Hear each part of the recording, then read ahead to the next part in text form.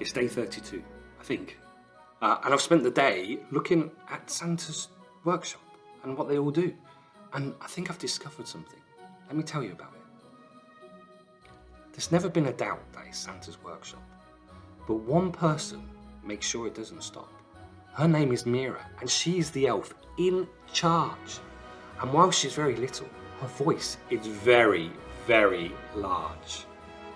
Mira manages to make the North Pole run. She's the one that makes sure everything gets done. Any problems arising, a breakdown in sight, Mira makes sure everything is made just right. So was the case on one Christmas Eve. When the impossible happened, she couldn't believe. Christmas Eve and the 9 reindeers got sick.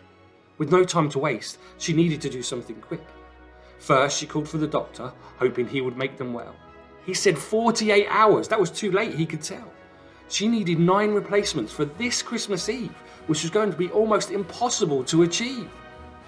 Thanks to Laurence the mechanic, Santa's sleigh would rise, but Mira needed someone to pull it through the skies.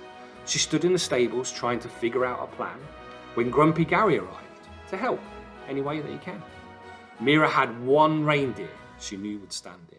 She just needed more friends, and she knew where to begin. She headed to Santa's house as asleep by the fire. His 2 dogs, Cracker and Crumpet, she knew she'd require. Happy to help, and already a team of 3, this was already easier than she thought it was going to be. But where to go next she was trying to figure. But she thought so hard, but she needed to think bigger.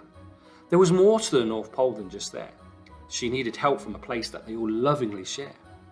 She hooked Gary, Cracker and Crumpet to the sleigh and headed out of Santa's village, already on her way. On her way to find 6 more friends to assist. First she found Mr. and Mrs. Polar Bear, who couldn't resist.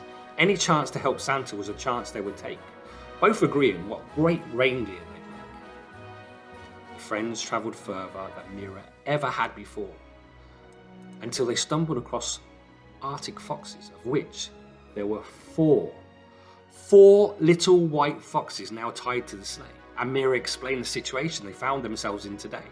All the new friends were happy and proud where they stood, and under Mira's guidance, sped back to Santa as fast as they could, returning to the workshop just in time as the last toy came off the end of the production. The elves were already loading the sleigh to be pulled by the new friends she'd recruited that day. She knew with a little fairy dust they too would rise, and the sight of the new friends would give Santa such a surprise. As he walked down the stairs to a rapturous applause, Santa laughed at the sight, though he didn't know the cause.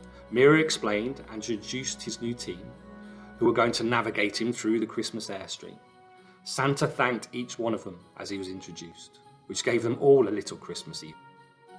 All excited to help deliver the toys to all the good little girls and good little boys. Mira sprinkled her friends with fairy dust, whispering in their ears in this they could trust, and they would make the most excellent reindeer, and Santa was thankful that Mira was always here.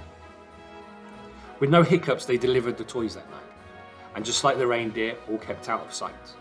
And when they returned home to a group of elated elves, the 9 friends knew they could be all proud of themselves. I think I need to go, because Jeffrey is getting hungry and he keeps going in my ear hole all the time. Let me tell you another story tomorrow. Okay, goodbye.